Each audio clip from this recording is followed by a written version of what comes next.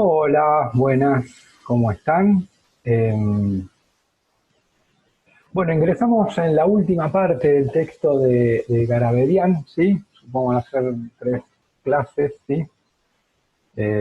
Sí, sobre las principales corrientes del pensamiento en torno al Estado moderno, ¿sí? Em, Nosotros lo que, por las dudas, sí, habíamos señalado que los tipos de Estado, que era lo que está al final, los tipos de Estado, y digo para que se organicen, los tipos de Estado, ¿sí? Eh, que en el último punto, ese punto 5, eso ya lo explicábamos, ¿sí? Pero como veníamos en línea con lo que veníamos explicando, me parecía mejor explicar el punto 5, ¿sí? Pero en su momento hicimos el 1, 2, 3, 4 lo salteamos y fuimos directo al 5. Y el 5 explicamos, ¿no? Lo que vamos a hacer ahora entonces, finalmente, sería explicar el último punto, para nosotros, no del texto, ¿sí? Que sería el punto 4, que son las... Fíjense que hay diferentes concepciones del Estado moderno, la de Bernstein, por eso dice C, D, la de Lenin, ¿sí? La de Gramsci, distintas concepciones del Estado moderno, ¿sí? Si bien vamos a hablar cosas diferentes, porque son diferentes pensadores, intelectuales, sociólogos, políticos, ¿sí?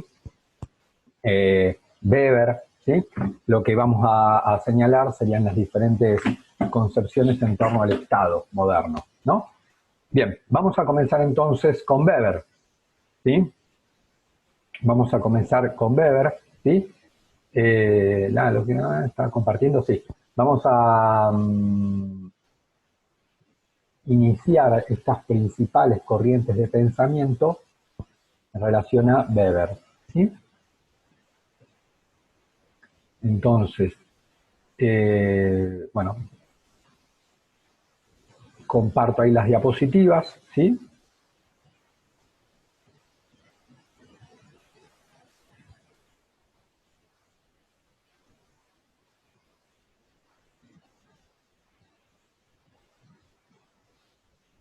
Bien.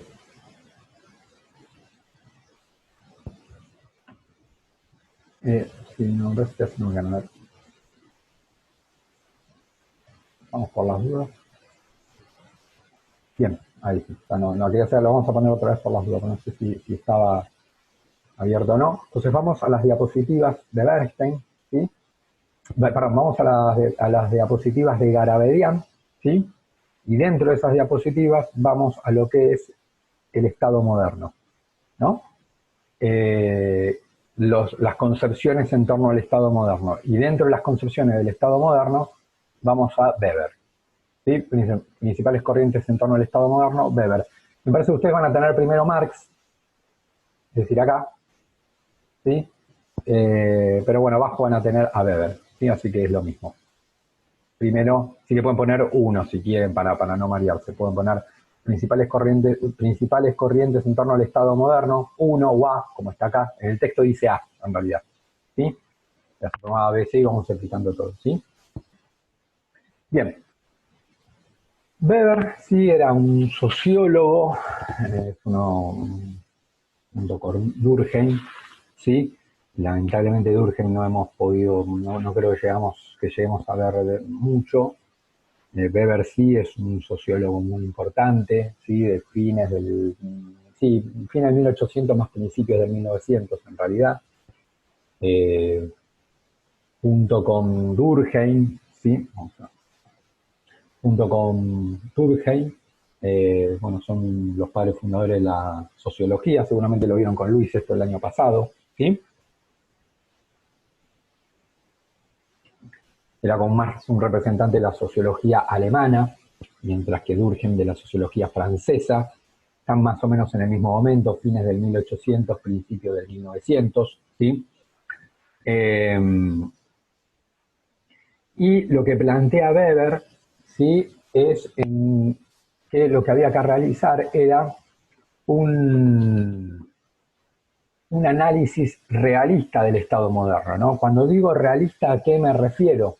¿Sí? Es decir, que había que tener en cuenta las causas, como que no había que analizar el Estado en forma abstracta, ¿sí? Sino más bien tratar de entender por qué había surgido el Estado moderno, ¿sí? Y ahí yo me tengo que como zambullir en la realidad, ¿sí? Es decir, como tratar, no, digamos, no una cuestión abstracta, sino de poder entender por qué pasó algo, pero ahí es como que yo me tengo que meter en la realidad para ver qué es lo que hizo que sucediera cualquier hecho, en este caso el surgimiento del Estado moderno, ¿sí? Un mundo que durante siglos no había estado organizado en cuanto a estados modernos, ¿sí? Y de repente en el 1500 comienzan a surgir los primeros estados modernos. Bueno, ¿por qué? Ahí lo que plantea, repito, Weber, es ir al contexto, es decir, ir a la historia, la realidad. Historia sería como realidad, ¿sí? Y ahí me refiero al lugar y a tiempo. Como que me refiero a ir a un determinado lugar y a un determinado tiempo y entender por qué sucedió ahí, ¿no? Entonces él plantea que se conjugaron distintos factores que dieron como resultado al Estado moderno, ¿no? Como que se fueron conjugando distintos factores que dieron como resultado al Estado moderno. Para él plantea el surgimiento del sistema capitalista, ¿sí? Eso hizo que de alguna manera fue un factor, claramente no el único, porque fíjense que acá está marcando otros, pero fue un factor importante que de alguna manera hizo que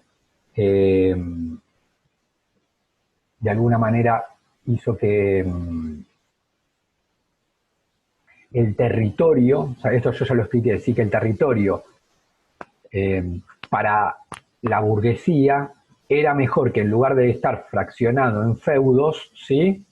Fraccionado en feudos, estuviera todo este territorio unificado, sin aduanas interiores, ¿sí? Como yo diría, bueno, de Buenos Aires a Córdoba, a Tucumán, sin aduanas interiores, sino que se pudiera comerciar libremente por acá, ¿sí? Bueno, ahí veo cómo el sistema capitalista, con su clase dominante, que sería la burguesía, de alguna manera necesita esa apertura, de esa eliminación, en realidad, esa eliminación de las aduanas interiores, ¿sí?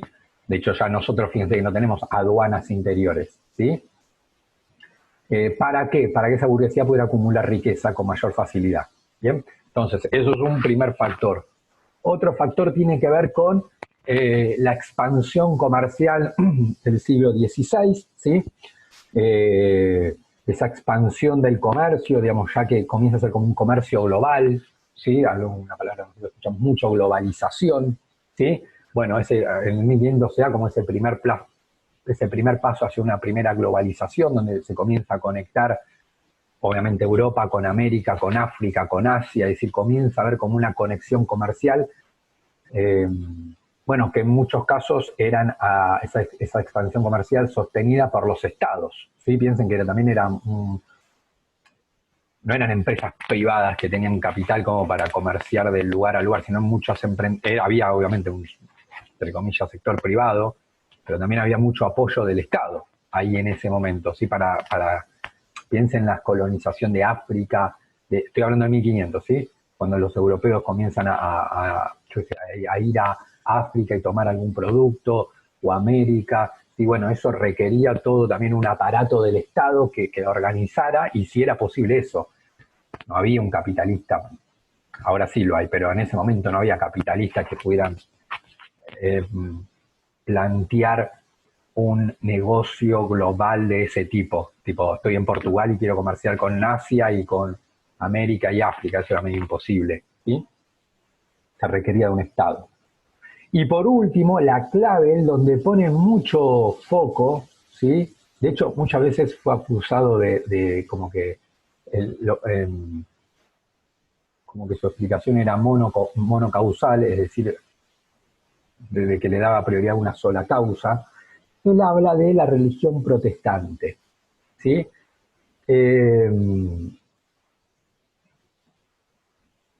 Sería, bueno, él ahí sí ensayó, hizo un estudio bastante conocido, ¿sí? Que se llamó La ética protestante y el espíritu del capitalismo, ¿sí? La ética, no, me acuerdo hasta 10 años, la ética protestante y la ética del capitalismo. Él escribe un libro, y él, ¿qué analiza en ese libro? Primera, que es uno de los trabajos más conocidos de Laios, la barra es una cosa...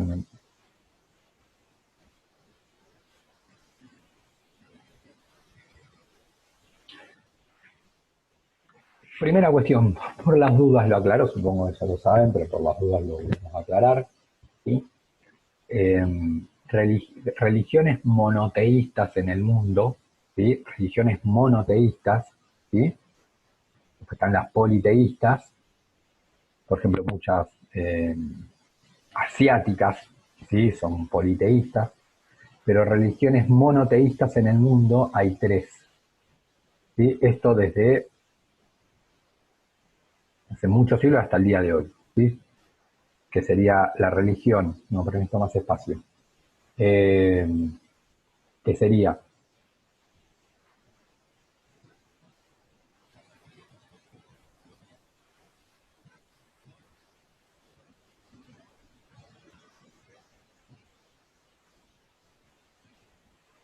entonces, religiones monoteístas, ¿sí? Habría 3. Una sería la religión judía, otra, la religión, fíjense lo que voy a decir, cristiana, y tercero, la religión musulmana, ¿sí? O el Islam, ¿sí? Son las 3 grandes religiones del mundo hasta el día de hoy, ¿sí? La religión judía, cristiana, fíjense, no digo católica, sino cristiana, y el Islam, ¿sí? Y eso obviamente están las religiones politeístas, pero bueno, esas no nos interesan ahora, ¿sí?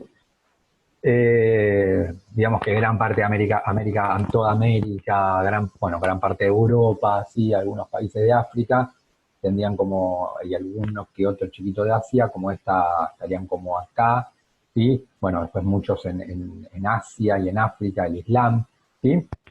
Entonces, dentro de la religión cristiana, sí, primero surgió, bueno, el catolicismo, ¿sí? Perdón, ¿por qué digo cristiana? Los judíos no creen en Cristo, ¿sí? El Islam reconoce la figura de Cristo, pero no como lo reconocemos los cristianos, ¿sí? ¿Qué tenemos en común los cristianos, independientemente de la religión que tengan? ¿Qué tenemos en común? ¿Por qué nos podemos denominar como cristianos? ¿Sí? Bueno, nos podemos denominar como cristianos, ¿sí? Eh, porque eh, creemos, ¿sí? Que Cristo es el Hijo de Dios, ¿sí? El único Hijo de Dios, ¿sí? Que murió y resucitó, ¿sí? Por voluntad divina, ¿sí? Por ejemplo, para los judíos no es que Cristo no existió como persona, sí existió porque está en los libros, es una figura, no es mitológica, existe, fue de carne y hueso real, sí, eso está bastante probado. Lo que sí obviamente no cree es que murió y resucitó, que resucitó en realidad, sí que murió, pero que resucitó, digamos. Ahí estaría el punto. ¿Sí? No es que desconoce la figura dice, bueno, es un mito. No es un mito. La figura de Jesús existió, pero murió como cualquier persona y ya está, listo. ¿Sí? Eh, entonces, es el Hijo de Dios que muere y resucita. ¿Sí? Digamos que ahí habría... Eh, digamos, como el núcleo que une a todos los cristianos, ¿sí? Ahora, sigo en todos los cristianos, ¿sí? Todo esto para explicar lo que es la ética protestante, ahora voy a llegar. Si bien tenemos esto en común, por ejemplo, que resucita, que es el Hijo de Dios, ¿sí? Perdón, bueno, por la duda, y que Dios, no, sí, tendría que haber, bueno, que es una figura divina, ¿sí? Para los cristianos, Jesús es una figura divina, ¿sí? De una naturaleza de Dios, ¿sí? Entonces, ahora, ahí tengo a la religión católica, apostólica, romana, ¿sí? Después lo que tengo sería que dentro de acá esto se desprendió, ¿sí? Que esto se ve en segundo año, el cisma de Oriente, y surge otra rama católica que sería los católicos ortodoxos, ¿sí? Eh, y lo que se ve después también en segundo año es que dentro de esos, bueno, como que de acá se desprendió esto, la flecha debería ser así, y de estos, es decir, de los católicos apostólicos romanos, vino esto, y después también de acá, ¿sí? U otra religión cristiana, serían los protestantes, ¿sí? Que no forman parte ni de los católicos ortodoxos ni de los católicos apostólicos romanos, ¿sí? Los ortodoxos católicos, si bien comparten esto de católicos, ¿sí? Son otra iglesia, ¿sí? De hecho tienen otras autoridades, tienen otras dogmas de fe, digamos, comparten mucho obviamente con los católicos, pero no todo, ¿sí? Entonces por eso tienen como otra iglesia directamente, ¿sí? Y después algo que también se ve en segundo, que sería el surgimiento de la rama protestante, ¿sí? Donde ahí uno de los más conocidos va a ser Lutero, Calvino, ¿sí? Bueno, todas las religiones protestantes, ¿sí? Obviamente, estas tres, dentro de los protestantes hay una banda, hay un montón, ¿sí? Nosotros acá nombramos dos, la religión luterana, los anglicanos, en Inglaterra son anglicanos, ¿sí? Después, obviamente, acá puedo hacer más flechas, después de acá van a surgir los evangélicos, ¿sí? Es decir, estos tres, por ejemplo, tienen algo en común. Es decir, que creen en la figura de Cristo, por eso los meto adentro de cristianos. Creen que la figura de Cristo es de naturaleza divina, que es el Hijo enviado por Dios, ¿sí? Que muere y resucita, ¿sí? Digamos, como que los tres comparten eso. Después, obviamente, ahí comienza a haber diferencias, ¿sí? Digamos, como que esto sería esto, la naturaleza divina, ser hijo de Dios, y te muere y resucita, lo que comparten, ¿sí? Pero bueno, obviamente no comparten otras cosas y por eso se separan en tres, por ejemplo, ¿no? Ahora, obviamente, ¿con qué lo comparo? Porque, digamos, los judíos, dijimos directamente, no creen en esto, así. Por eso son otra religión, ¿sí? Bien. Ahí es donde entra, dentro de los protestantes, fíjense que ya nombró los protestantes, que era lo que decía Weber, dentro de los protestantes había una rama que era los calvinistas. Porque lo que intenta estudiar Weber, acá recuerden que estamos hablando del Estado moderno, es, ¿sí? ¿Por qué? Lo que él lo plantea, lo voy a plantear como lo plantea él, ¿por qué los países protestantes, como que él ve una relación? ¿Qué relación él ve? La relación que él, como sociólogo, investiga es que digamos, él parte de que los países más desarrollados dentro del juego capitalista eran protestantes. Y los países más atrasados dentro del juego capitalista tendían a ser católicos o de otra religión. Entonces él establece como una relación, ¿no? Entre la religión y el desarrollo económico, ¿sí? Puede ser, a veces hay cosas que coinciden, pero no es una causa de otra, ¿se entiende? Coinciden. Y otros sí puede ser que haya como una causalidad. Bueno, él plantea que hay como una causalidad. Es decir, que esa religión protestante, ¿sí? Esa religión protestante, las personas al practicar esa religión protestante y lo que planteaba esa religión protestante, hizo que tuvo como consecuencia, es decir, que esa religión protestante, ¿sí? Tenía unas características y unas creencias religiosas, porque estoy hablando de religión, religiosas, pero que indirectamente hicieron que se desarrollara el capitalismo. ¿Por qué digo indirecta? Digo indirecta porque en realidad eran prácticas de fe o cuestiones de creencia de fe, pero eso de alguna manera facilitaron o aceleraron el desarrollo económico capitalista de esas sociedades. Mientras que en los países católicos, por ejemplo, tenían determinadas conductas, determinadas creencias que en lugar de indirectamente favorecer el sistema capitalista, lo frenaban. Por eso fíjense el nombre del texto que yo dije, la ética protestante y el espíritu del capitalismo. Ética protestante, ética como una forma de conducirse, de accionar, de pensar en la vida, ¿no? Pero eso más vinculado a la religión. Ahora, eso hizo que se desarrollara el sistema capitalista en esos países. Por ejemplo, ¿sí? Vamos al contrario. ¿Qué pasaba en los países católicos apostólicos romanos? Generalmente la iglesia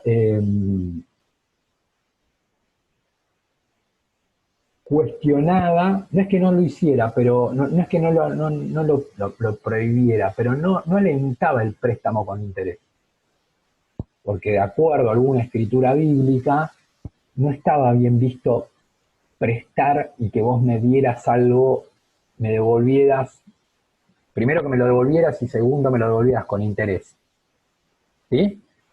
Como que eso, obviamente no es que la iglesia no es que no se hizo nunca en ningún país católico eso, porque sí se hacía, pero no era algo que una conducta de alguna manera socialmente alentada. No era una conducta que socialmente se alentara. Esto de decir, bueno, te presto 100 y vos me devolvés 130. ¿Sí?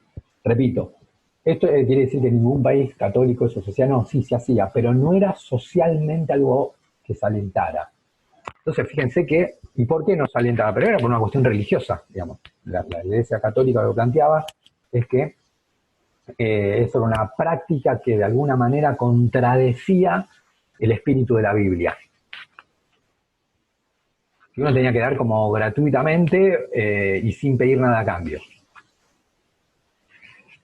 Bueno, eso así ya sabemos que un sistema capitalista así no puede funcionar. De hecho, todos los bancos funcionan de prestar y cobrar interés. ¿Sí? Lo estamos viendo en historia, esto. ¿Sí? Mientras que, por ejemplo, en los países... Entonces ahí el capitalismo como que se desarrolla, pero más lentamente. Mientras que en otros países, digamos que por cuestiones religiosas, ¿sí? Por cuestiones religiosas, las personas tenían conductas y tenían formas de actuar que alentaban el desarrollo y la acumulación capitalista. Lo que dice Weber es que, y muchas personas comienzan a acumular riqueza, ¿sí? A ver cómo invertir, dónde poner la plata, ¿sí? Cómo generar más dinero, que eso es el capitalismo. ¿Sí? Utilizar la razón, que esto lo vimos en la modernidad, cuando expliquemos, utilizar la razón, la planificación para la cuestión económica, ¿no? Pero muchos, y buscaban obtener riquezas, ¿no? Y muchos, y bueno, ahí sí me sirve prestarte con interés, voy a hacer eso. Pero, dice Weber, en un principio, estas personas tenían esta cuestión de la cuestión económica, ¿qué tenían en la cabeza? Tenían más que nada la cuestión religiosa, no era una cuestión de, obviamente que les interesaba la plata, pero no era como su fin en sí mismo. En realidad, la cuestión económica, ¿sí? Era como algo indirecto. La cuestión era, y en un ejemplo muy concreto sería la religión calvinista, donde Calvino planteaba, lo digo bien, no quería mucho expresarme en este tema, pero bueno, Calvino lo que planteaba en la religión calvinista era la doctrina de la predestinación, es decir, que el hombre estaba predestinado desde el momento de sus orígenes a la salvación o el infierno. ¿No? Como que el hombre ya desde el momento de sus orígenes ya estaba predestinado. Obviamente, ¿quién sí sabía eso? ¿Quién sabía qué es lo que iba a pasar una vez muerto conmigo? Yo no, porque yo no leo el futuro. Pero ¿quién sí lo sabe? Dios. ¿No? Dice, bueno, Calvino, Dios, al ser Dios justamente, sabe el destino de cada persona, porque es Dios, no es un ser humano. Un ser humano eso no lo sabe, ¿sí? Pero sí Dios. Dios sabe el destino final de cada alma, ¿sí? Dios ya sabe qué es lo que va a pasar conmigo, planteaba Calvino. Yo no voy a tener manera. Sí, lo que tengo en este mundo, decía, eran signos, ¿sí? Eran signos, ¿no? De si me iba a salvar o iba a ser condenado. Y lo que plantea Calvino es que uno de los signos era la riqueza. ¿Sí? La riqueza, digamos, como el desarrollo económico era un signo de que mi alma iba a ir al cielo. El crecimiento económico era uno de esos signos dado por Dios. Con lo cual yo, consciente o inconscientemente, obviamente, y a mí que me interesaba, piensen que estamos en sociedades donde la religión tenía un peso muy importante, ¿sí? Y a las personas era una cuestión, para las personas era una cuestión muy importante el tema de la salvación o la condena eterna. Eran sociedades más bien que vivían el presente, pero pensando en el futuro, como que esa idea no se les escapaba. Y cuando digo el futuro, no digo el futuro en esta tierra, digo el futuro post-muerte. No, nosotros eso nos puede parecer muy extraño, ¿sí? Somos sociedades casi que piensa en el presente constantemente, ¿sí? Esas sociedades en ese sentido eran diferentes, más bien pensaban en la post-muerte y vivían en esta vida de la tierra pensando en la post-muerte, en la vida eterna, si se iban a salvar o se iban a condenar, que era un tema muy importante para ellos, ¿sí? Entonces, para esta persona que es muy importante poder saber, digamos, poder ver en esta tierra qué es lo que iba a pasar con él, obviamente, y sabiendo que la riqueza era un signo de la salvación, es decir, que yo iría al cielo, es como que esa persona comenzaba a buscar acumular riquezas. Y ahí es donde utilizaba la razón. Bueno, ¿cómo invierto? ¿Dónde? ¿Sí? Pero fíjense que a mí mi disparador no era tanto la guita por la guita, y no, en realidad la guita era un medio que de alguna manera me aseguraba una señal, pero era una señal, la guita, si empezaba a ganar plata, una señal de que yo me iba a, cuando muriera, iba a ir al cielo. Entonces, si yo pienso eso, el otro piensa eso, el otro piensa eso, todos pensamos eso, ¿sí? Es como se comienza a dar la acumulación fuertemente capitalista, mientras que capaz para no sé, para gente católica es como no tenía esa idea de que Dios a través de la riqueza favorecía a la persona, ¿sí? Entonces, obviamente no es que no le interesaba la plata, pero lo veía la cosa de otra forma. Entonces, como todos nosotros sí lo vemos de esa manera, pero repito que es por una cuestión religiosa, es como que esto hizo que el sistema capitalista, porque yo estoy pensando dónde invertir la plata, el otro. Entonces nuestro país ahí se desarrolla, porque tenés 20.000 personas, 3, 4, 10 millones de personas pensando cómo, que practicaban esa religión protestante, cómo acumular riqueza. Entonces este país comienza a acumular capital. Entonces,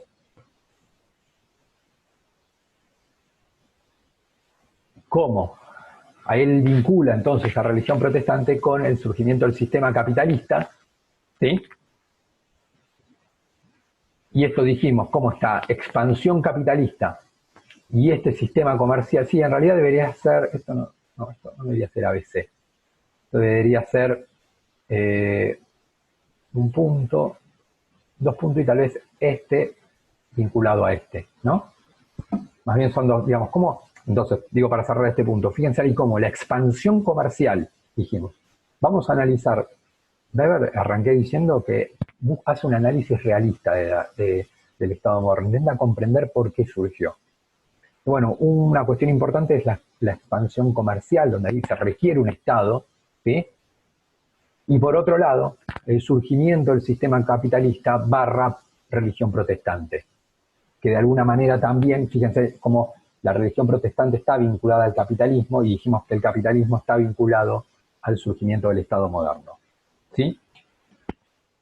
La segunda idea que me interesa acá de Weber tiene que ver con la definición de poder, ¿sí? Esto de Itela lo tachamos, ¿sí? Y vamos a la definición que está en el texto de Garabedian, ¿sí? Bueno, algo voy a retomar acá. En realidad, en cuanto a definimos poder, cuando hay tres elementos, que sería un sujeto, un objeto y un medio, ¿sí? Y el sujeto es consciente. ¿Cuándo hay poder? Digamos, estos serían los componentes del poder. Los componentes. ¿Sí? Sujeto, objeto, medio. El medio puede ser ideal o físico. ¿Sí? Ideal o físico. Y el sujeto, de alguna manera, entonces, ¿cuándo hay una relación de poder? Cuando el sujeto, con conciencia, es decir, con conciencia, perdón, la palabra acá, conciencia e intencionalidad. Y con intencionalidad, un sujeto que esto puede ser entre grupos sociales, ni hablar entre personas, grupos sociales, países, ¿sí? Que va desde una relación de pareja, una relación de familia, docente-alumno, o va entre clases sociales, va entre países, ahí yo tengo relaciones de poder, porque independientemente de lo que yo esté viendo, voy a tener un sujeto, un objeto y un medio, ¿sí? Entonces, donde el sujeto con intencionalidad hace que el objeto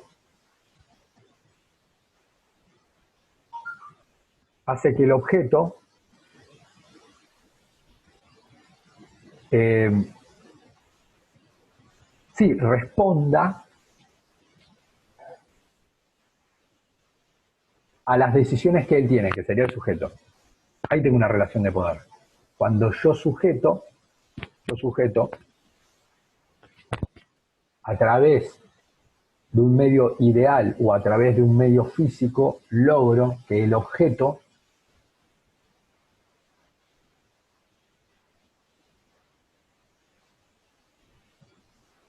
de alguna manera responda como yo quiero que responda.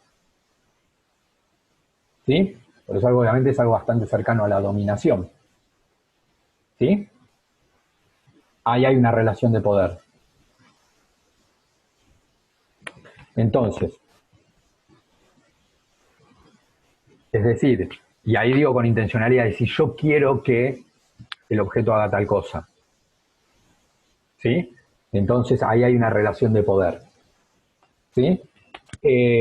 Para eso se utiliza tanto medios ideológicos, ¿sí? Como medios físicos, ¿sí? A través de, digamos, esto obviamente es muy claro y obviamente es muy traumático cuando se da entre personas, ¿sí? Donde obviamente ya después puede ser una patología directamente, ¿no? Ahora no soy especialista, pero bueno, se ha visto lamentablemente a veces en relaciones de pareja, ¿no? Y ya lo digo como algo patológico o enfermizo, ¿no? Eh, Donde hay un sujeto que domina un objeto, estoy hablando de algo patológico, y que obviamente supone una relación de poder, hasta a veces obviamente de violencia, ¿sí? Donde el sujeto tiene la intencionalidad de dominar y controlar al objeto, que ahí va desde la utilización de la fuerza, ¿sí? La violencia física, pero también otro tipo de violencia puede ser más psicológica, por eso hablo de ideología también, ¿sí? Pues las dos son formas de violencia, ¿sí? Y muchas veces deja más marca la cuestión psicológica que la cuestión física, ¿no? A veces es una cuestión de mucho trauma para la persona.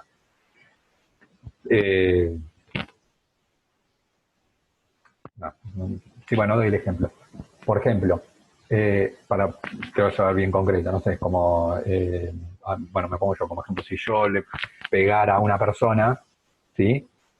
Y que muchas veces esto sucede, y tengo miedo que me denuncie, entonces después voy y me hago el bueno y le llevo un regalo.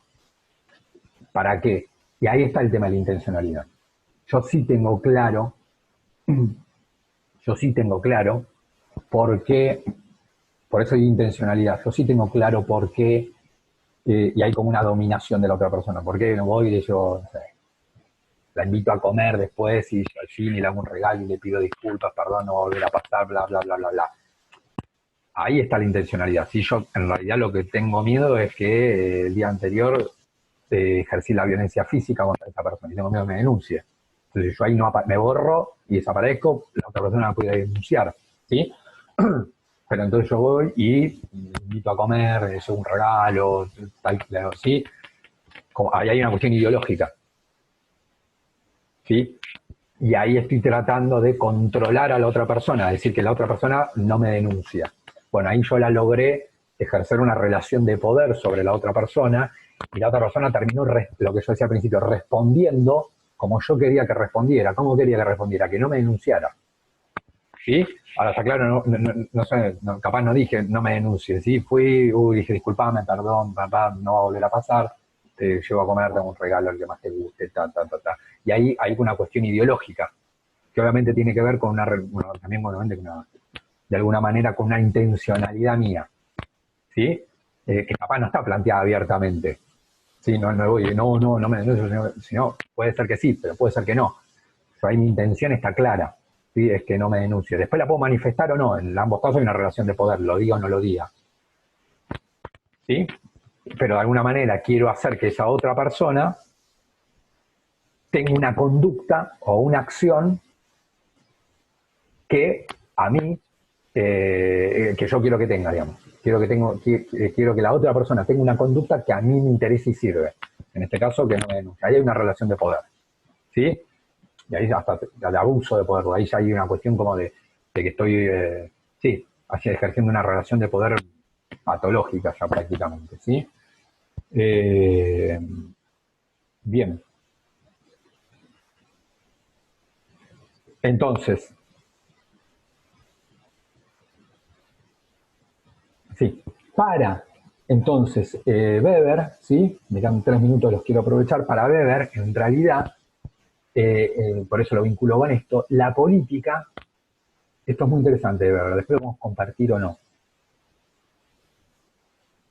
Para Weber, la política, la definición, no es tipo un debate de ideas, porque a veces uno lo tiende a pensar así. ¿Qué es la política? Bueno, un debate de ideas sobre economía, o sobre la cuestión no sé, el tema educativo, sobre el tema del aborto, sobre el tema de las relaciones exteriores del país, o sobre lo que sea, no sé, yo qué sé. Y debatimos eso, es como un debate de ideas sería la política, ¿no? Si lo entendemos así, ¿no?